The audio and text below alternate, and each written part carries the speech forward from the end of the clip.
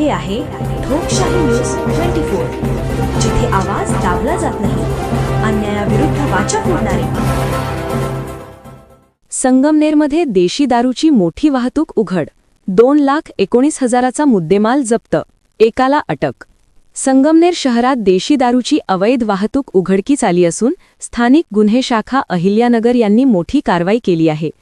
अहिल्यानगरचे police अधीक्षक श्री सोमनाथ घारगे साहेब यांच्या आदेशानुसार जिल्ह्यातील अवैध धंद्यांवर कारवाईचे निर्देश देण्यात आले होते.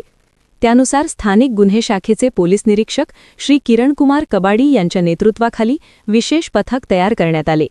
दिनांक 9 जानेवारी 2026 रोजी पहाटेच्या सुमारास संगमनेर शहर परिसरात गस्त घालत असताना संगमनेर येथून देवगडच्या दिशेने एका 4चाकी वाहनातून देशी दारूची वाहतूक होणार असल्याची गोपनीय माहिती पथकाला मिळाली.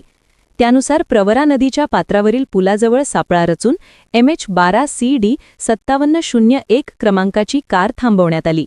कारची तपासणी केली असता डिकीत देशी दारूचे बॉक्स आढळून आले. या प्रकरणी गणेश बारूक धामणे वय 40 वर्षे रा इंदिरानगर संगमनेर याला ताब्यात घेण्यात आले असून सदर दारू उमेश सूर्यवंशी रा अकोले नाका संगमनेर याच्याकडून आणल्याची माहिती आरोपीने दिली आहे.